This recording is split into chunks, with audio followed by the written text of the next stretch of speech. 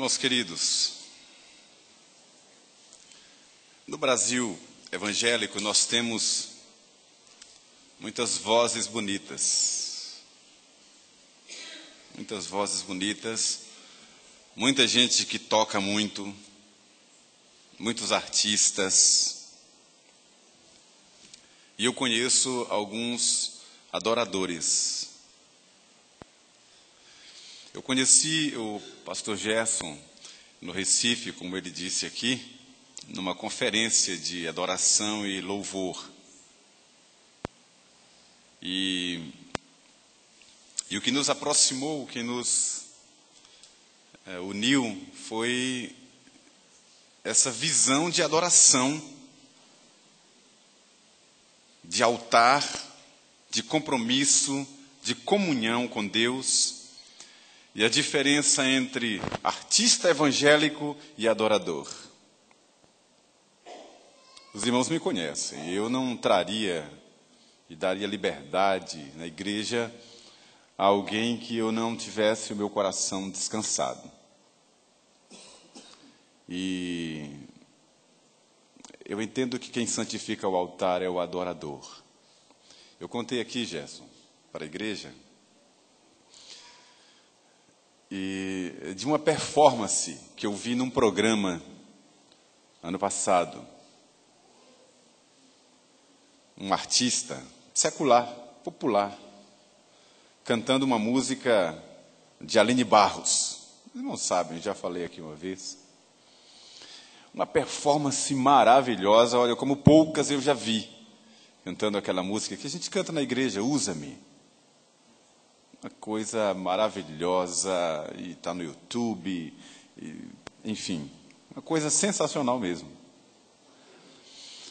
E quando terminou a performance, o apresentador então chamou e ele foi conversar com a Aline Barros, e ele mesmo todo desconfiado, todo sem jeito, e ele disse: olha, eu meio sem jeito, porque é uma música, eu sei que é uma oração, é uma música para Deus, e eu canto no mundo, canto as coisas do mundo, e cantar essa música eu tive medo de cantar. Ele começou a falar. Depois, mas a performance foi maravilhosa. Qualquer um podia fazer isso aqui. O que faz a diferença é o compromisso com as coisas de Deus. E o Gerson tem feito um trabalho lindo de discipulado ali em São Paulo. E as músicas dele são canções de adoração com letras bíblicas, com temas para edificação e para a evangelização. Então a gente se identificou bastante. É música que você precisa ter, você precisa ouvir, porque são músicas de gente que anda com Deus. Isso faz toda a diferença. Então, quando ele disse que estava aqui em Salvador, ele não disse que vinha para cá, não. Ele disse que vinha para Salvador e disse: olha, eu vou levar Gerson para a igreja conhecer. E então fizemos o acordo e ele está aqui conosco hoje.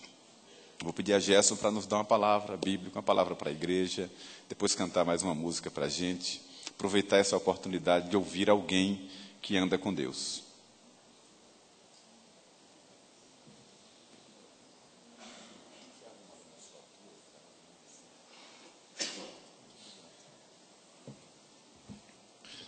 Agradeço o carinho, a gentileza do reverendo Itamar, dos irmãos que me acolhem com tanto carinho nessa manhã.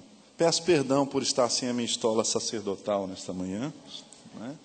E não creio que seria adequado pregar daqui de cima, mas em obediência,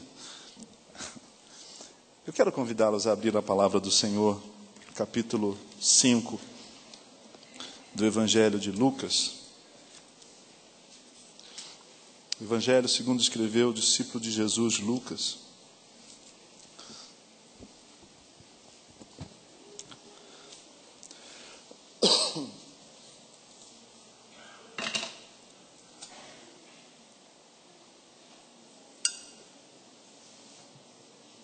Nós que temos esse ministério itinerante, estamos a serviço do Senhor, viajando pelo país afora e até no exterior, algumas vezes, privilégio enorme. Tem algumas mensagens que nós pregamos de modo repetido e que vão se tornando parte da nossa teologia de uma forma mais profunda do que os sermões que pregamos dominicalmente. Assim, começamos a preparar na terça, por aí, não é, pastor? Escolhemos o texto, aí conversamos com o pessoal da música e vamos ali caminhando na exegese, vamos fazendo aquela pesquisa e o texto vai nos alimentando. Lá pela quinta-feira já temos mais ou menos o esboço, mas alguns desses sermões, perdão, eles vão entrando no nosso coração de modo que, muito mais do que um ensino bíblico, teologicamente correto, eles se tornam parte, eu penso, do nosso ser, da nossa estrutura mesmo, biopsíquica espiritual. Esse texto é um desses textos que eu tenho pregado de modo repetido e que saem como se fosse uma parte do meu coração. Eu quero então partilhar um pedacinho do meu coração com vocês. É, portanto, um momento cardíaco nessa manhã, né? Uma partilha, eu diria cordial, né? Coronária. Acharam o texto? Eu leio hoje, numa versão que eu estou usando, a nova versão internacional, mas se você tem, perdão, a versão atualizada, a diferença é pouca. Estou me curando de um resfriado, eu acho que eu transmiti para o reverendo Itamar.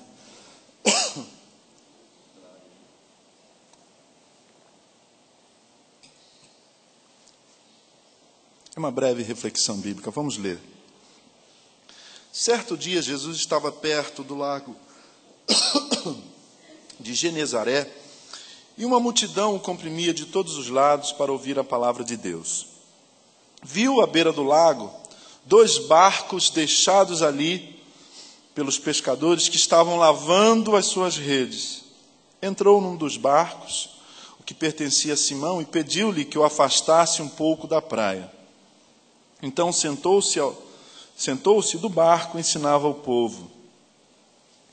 Tendo acabado de falar, disse a Simão: vá para onde as águas são mais profundas. Ou na versão atualizada, passa-te ao largo. E a todos disse: lancem as redes para a pesca. Simão respondeu: mestre, esforçamo-nos a noite inteira e não pegamos nada. Mas porque és tu que está dizendo isto, vou lançar as redes. Quando fizeram, pegaram tal quantidade de peixes que as redes começaram a rasgar-se. Então fizeram sinais aos seus companheiros no outro barco para que viessem ajudá-los, e eles vieram e encheram ambos os barcos ao ponto de começarem a afundar. Quando Simão Pedro viu isso, prostrou-se aos pés de Jesus e disse: afasta-te de mim, Senhor, porque sou um homem pecador. Pois ele e todos os seus companheiros estavam perplexos com a pesca que haviam feito, como também Tiago e João, os filhos de Zebedeu, sócios de Simão. Jesus disse a Simão: não tenha medo, de agora em diante você será pescador de homens. Eles então arrastaram seus barcos para a praia, deixaram tudo e o seguiram. Amém? Curve a sua cabeça mais uma vez, por gentileza, amados. Deus Altíssimo, nosso Pai, nós te damos graças por esse tempo de culto comunitário nessa manhã. Obrigado porque nós já temos experimentado a Tua presença aqui, eu tenho certeza, Senhor. Obrigado pela oportunidade que temos de ouvir Tua palavra e de respondê-la com adoração, com obediência, com uma vida de discipulado, Senhor, e de imitação do Teu Filho Jesus. Ó Deus Espírito Santo, dá, Senhor, que as minhas palavras não escondam a Tua palavra nessa manhã, mas a revelem para o Teu povo. Eu oro assim por causa de Cristo. Amém. Esse texto é um texto muito próprio para se pregar aqui na Bahia, né? Que tem esse litoral tão maravilhoso, exuberante, né? Essa semana mesmo eu tive o privilégio de ir com Cinha e os meninos visitar ali a praia de Guarajuba, um lugar muito feio, né?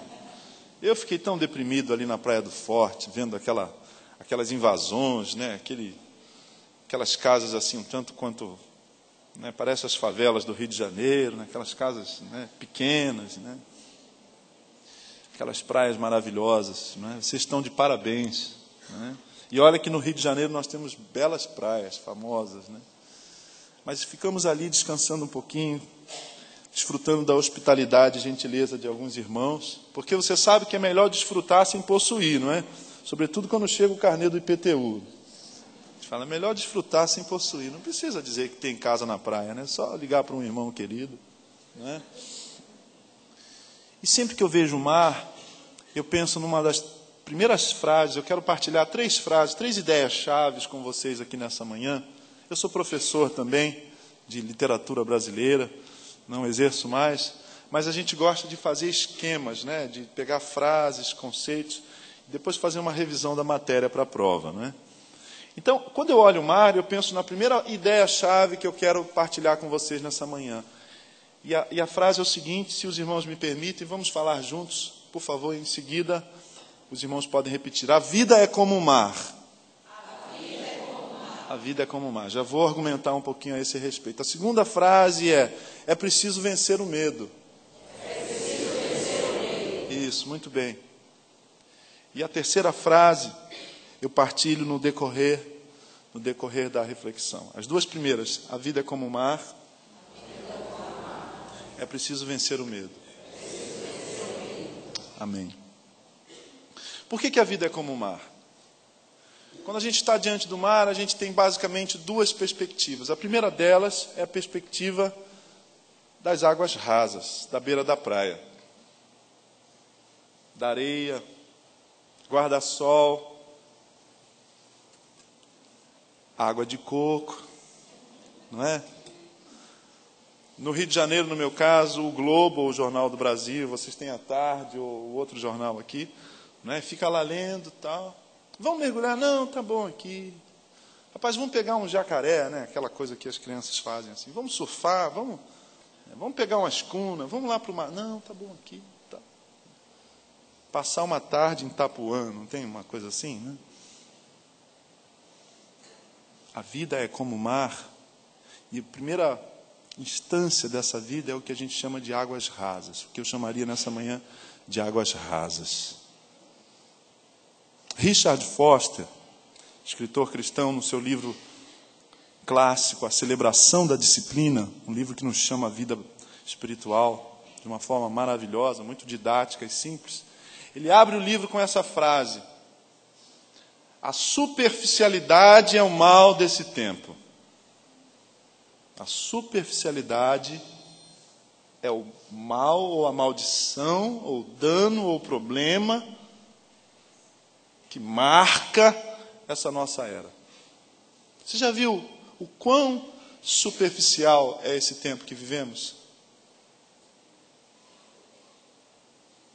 Eu moro em São Paulo, sou um carioca, e carioca e baiano é meio primo, né? A gente abraça todo mundo, já acolhe, já leva para casa, já dá muqueca, já dá beijo, já dá água de coco, já chama para dormir lá, já leva para a praia em Guarajuba, já chama para cantar na igreja. A gente é assim, a gente acolhe, não é?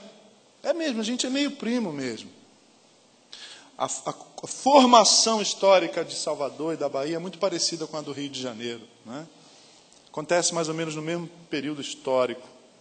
A gente tem uma hospitalidade litorânea, uma cordialidade própria dos trópicos, assim, né? Mas em São Paulo a coisa é diferente. Se há aqui entre nós algum paulista, meu querido, peço permissão para falar mal de você. Tenho 2 filhos paulistas, então estou à vontade. Um exemplo disso: moro num prédio, entro no elevador, no térreo, moro no 11º andar. Aí entra aquele vizinho que eu já conheço, já de 2 anos de vista. Conhecer de vista é um negócio complicado. Você conhece de vista, então você não conhece, né? Conhecer é algo muito mais profundo, né? Eu já vi. Aí sim, agora conhecer de vista é quase que contraditório, né? Conheço de vista. Aí entra aquele sujeito que você conhece de vista no elevador, e aí vocês têm a angústia psicológica e relacional de conviver juntos por 5 segundos e 2 décimos. E aí o sujeito entra e você olha para ele, ele olha para você. Vocês trocam um olhar que quer dizer, bom dia, como vai, né? Assim, né? E aí vai dando aquela angústia. E se tem alguém que vai subindo, vai parando, aí você não sabe onde põe a mão, né? É só comigo que acontece isso? Não. Ah, não é só em São Paulo, não? E aí a gente engata aquela conversa, a conversa mais superficial do mundo. Está calor hoje, né? Não é verdade? E quando você está indo para o 16º e ele para o 15º, aí é complicado. Aí tem que perguntar, quem ganhou o jogo hoje? Essa conversa de elevador, para mim, é um exemplo dessa nossa dificuldade de sair da superficialidade. Você mora ali, o sujeito também. Gente, se apresenta, meu nome é fulano de tal, tudo bem? Não, sabe o que é? Vai que ele me acorda de madrugada e me pede um favor. A gente vai construindo essas muras de pseudo-proteção, né? Que na verdade é superficialidade relacional. A gente é superficial, a gente não quer se envolver, né? E na vida religiosa também há um exemplo muito bom disso, que é essa figura do evangélico não praticante. Agora tem. Outro dia apareceu um lá na igreja, numa reunião informal. Por favor, fique de pé e fale o seu nome, se você pertence a alguma igreja evangélica.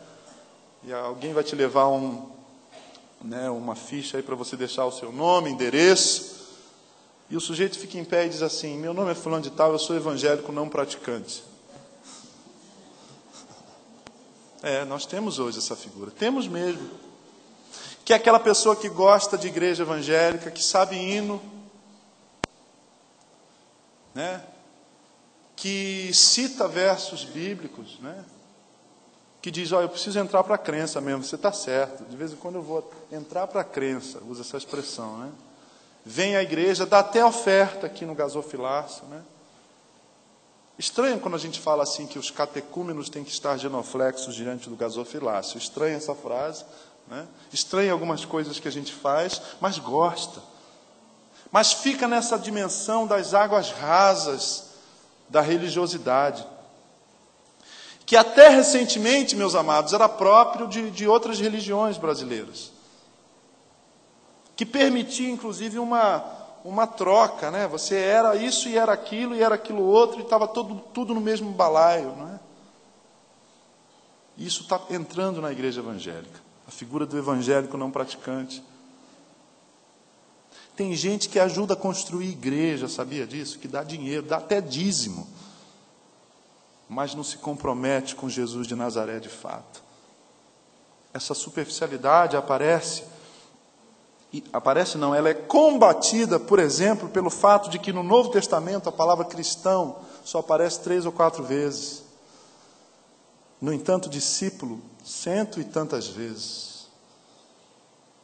Nós fomos e somos chamados não para ser membro de igreja, para ser cristão, para ser crente, para ser batista, presbiteriano tão somente. Nós somos chamados para ser discípulos de Jesus de Nazaré. E ouça isso, amado, o discipulado não acontece nessa dimensão águas rasas da vida, não, senhores. Nas águas rasas há muita conveniência, conforto, zona de conforto, né? Você não corre risco nenhum. Vamos ver, se for, se der, vamos ver, vou ficar aqui observando. E esse texto é um texto fantástico nesse sentido. Jesus estava, verso 1, perto do lago de Genezaré. Lucas tece essa minúcia, essa especificidade, porque os outros evangelistas chamam de Mar da Galileia. O Lucas diz, é um lago, é o lago de Genezaré, e tinha uma multidão ali, todo mundo querendo ouvir Jesus. Jesus vê 2 barcos que os pescadores haviam deixado enquanto lavavam as suas redes. Verso 3, ele sobe num dos barcos, ele torna o barco uma espécie de púlpito, mas ele não fica em pé, porque ele é um rabi, ele é um mestre da lei. E os rabinos, os professores das escrituras daquele tempo, não pregavam de pé, eles liam a escritura de pé, depois se assenta, veja isso. ele sentou-se, final do verso 3, e do barco ensinava o povo. Ele está sentado e ele está contagiando todo mundo com o seu olhar. Jesus olhava nos olhos. Jesus olhava as pessoas nos olhos. E que ensino ele está proferindo? Ele está falando sobre o reino de Deus. Ele não está falando sobre igreja. A palavra igreja só aparece 2 vezes. Mateus 18 e Mateus 16. Mas muitas vezes ele fala sobre o mistério do reino de Deus. O projeto de Deus para o universo. Um jeito diferente de viver. Um jeito distinto de se comunicar com Deus do Êxodo, com o Senhor da criação.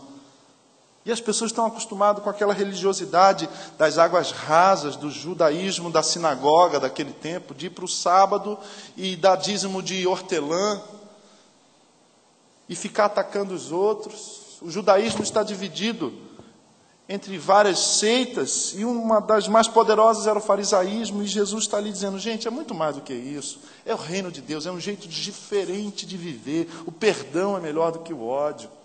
A partilha é melhor do que a ganância. Ele está contagiando as pessoas, e ele fala de uma forma que no outro texto, o evangelista diz assim, eles se maravilhavam porque ele ensinava como quem tem esmirna, como quem tem autoridade. E as pessoas estão ali maravilhadas com Jesus de Nazaré. E ele termina o seu sermão, se a gente pode chamar de sermão, né, o seu ensino, a sua pregação. Ato contínuo, ele olha para a multidão, ele percebe o Simão, e ele olha para o Simão, e ele diz assim, Simão, vá para onde as águas são mais profundas. Passa-te ao largo. Olha que lindo isso aqui, irmão. Jesus não fulaniza ninguém. Jesus nos pessoaliza a todos. Amém? Ele nos percebe no meio da multidão. A multidão é o lugar da superficialidade. Nas águas rasas da existência humana, você é só um número. Por exemplo, 084658, dígito 6, meu RG.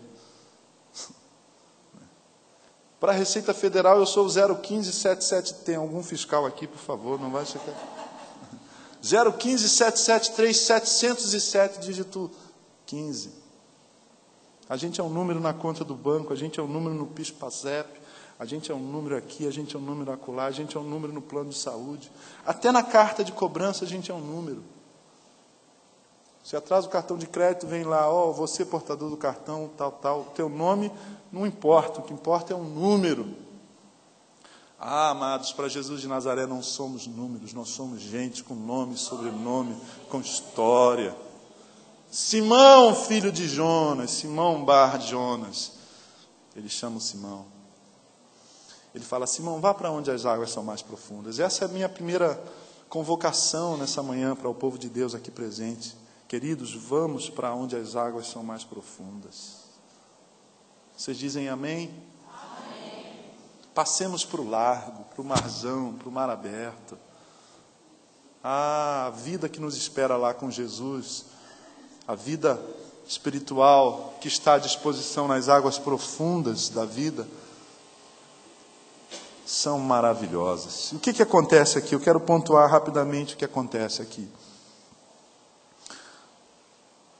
Quando a gente vive nessa coisa da beira da praia, da areia, tomando água de coco, lendo jornal, frequentando o culto, sendo professor na escola dominical, tocando no louvor, contribuindo com missões, mas no fundo, lá no coração, dentro do coração, a gente sabe que é só água rasa. Não é não? A gente está ali na multidão. Multidão. Aí a gente ouve a voz de Jesus de Nazaré, como Simão ouviu, pessoalizando a coisa toda, chamando-nos pelo nome. Aí a gente vive exatamente o que Simão vive. Essa aqui é uma analogia fantástica. Quando Jesus de Nazaré lhe propor, se ele já não o fez, e eu estou falando para alguém aqui especificamente, creio que a maioria de nós, para não dizer todos nós, estamos comprometidos com o discipulado de Jesus de Nazaré. Mas se você ainda não ouviu essa voz que lhe chama pelo nome, João, Simão, Ebenezer, Marcos, Simone, Andréia, Maria, vá para as águas profundas. Você vai viver o que Pedro viveu. Ele faz uma crise de fé. Ele diz assim: mestre, ele é muito educado, né? Se ele fosse nordestino, ele diria mestre. Ou então rapaz, né? Rapaz, né? Rapaz, mestre. Esforçamos-nos a noite inteira. Olha o eufemismo, é uma figura de linguagem aqui. É um artifício da linguagem. Ele diz assim: a gente se esforçou a noite inteira e não pegou nada. Essa é uma frase polida para dizer assim: você sabe do que você está falando? Vem cá, você sabe do que você está falando? Né?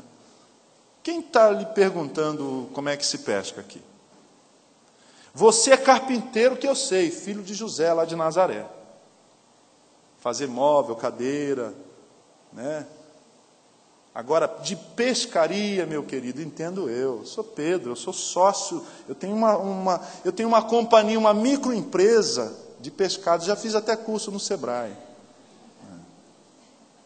É isso que está acontecendo aqui. O espírito, eu diria assim, o coração dessa fala do Pedro é uma reclamação, assim: peraí, quem te deu autoridade para se intrometer na minha vida? Entenderam?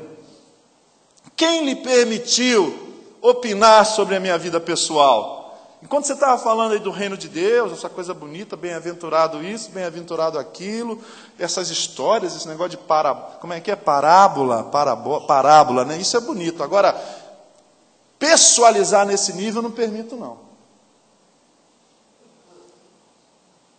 Isso que eu leio aqui, não sei se a minha leitura está equivocada, mas ele é polido e político, né? E educado. Ele fala: mas como você está falando, eu vou lançar as redes. Você vai viver essa crise.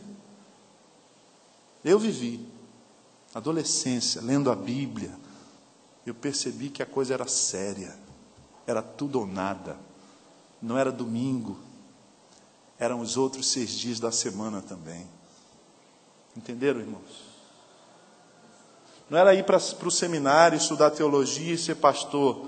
Era ir para o seminário, estudar teologia, mas era ir para a faculdade, estudar arquitetura e servir a Deus no meu escritório também. Era ir para a universidade e servir a Deus lá. Água profunda, marzão. Então, a primeira coisa é essa crise de fé. Eu vou concluir, vou acelerar aqui. Você vai viver essa crise de fé, a gente vive. O pastor te chama e fala: meu irmão, eu tenho observado a sua família, o seu casamento. Posso conversar com você uma hora dessa? Você dá um passo para trás e fala assim: reverendo, a gente não quer, no fundo, ouçam isso, irmãos. Pastoralmente eu ouso lhes propor isso. A gente não quer que a coisa desça num nível tão pessoal assim. A gente prefere deixar no domingo. Cristianismo tem a ver com o modo como ganhamos e gastamos o nosso dinheiro, por exemplo, amados. Cristianismo tem a ver com a nossa vida doméstica, né? Cristianismo tem a ver com a vida. Cristianismo não é para ser religião, é para ser um estilo de vida parecido com Jesus de Nazaré. Crise de fé, obediência. Segunda coisa que acontece: quando a gente obedece, sabe o que pode acontecer? Um milagre, só isso. O milagre sempre está vem a seguir da obediência. O milagre é posterior à nossa obediência. Porque quando ele obedece, diz o verso 6, pegaram tal quantidade de peixes que as redes começaram a rasgar-se, então fizeram sinais aos seus companheiros no outro barco, para que viessem ajudá-los, e eles vieram e encheram ambos os barcos ao ponto de começarem a afundar. Tinha tanto peixe que eles tiveram que compartilhar aquele negócio. Saiba disso, quando obedecermos essa radicalidade do Evangelho, essa proposta de um cristianismo que vaze para as outras dimensões da nossa vida, de verdade, vai ter tanto peixe na nossa vida que a gente vai ter que dividir lá com o vizinho, com o chefe, não é? Ah, meu casamento, eu já vi que você tem uma... Você pode... né? A gente vai ter que dividir peixe, vai ter que dar salmão para outro, vai ter que dar atum para um outro, né? Vai ter que partilhar o camarão. E quanto camarão na nossa vida com Deus, não é não, irmãos? Crise de fé, obediência, milagre. Mas saibam, o maior milagre não é a multiplicação dos peixes aqui nesse texto. Não é essa pesca miraculosa, melhor dizendo. É o que acontece no coração de Simão Pedro. Porque ele tem uma fala que, na minha opinião, evoca Calvino lá nas Institutas. Logo no início. Duplo conhecimento. Conhecer a Deus e conhecer a si mesmo. Porque Simão diz assim: afasta-te de mim, Senhor. Ele reconhece que Jesus é Deus. Tu és Deus, tu és Deus. Só Deus pode fazer isso. Ele é o primeiro discípulo a reconhecer a divindade de Jesus nesse sentido. E ele diz assim: eu sou pecador. Esse é o milagre. Curvar-nos diante de Jesus, dizendo: só o Senhor é Deus e eu sou pecador.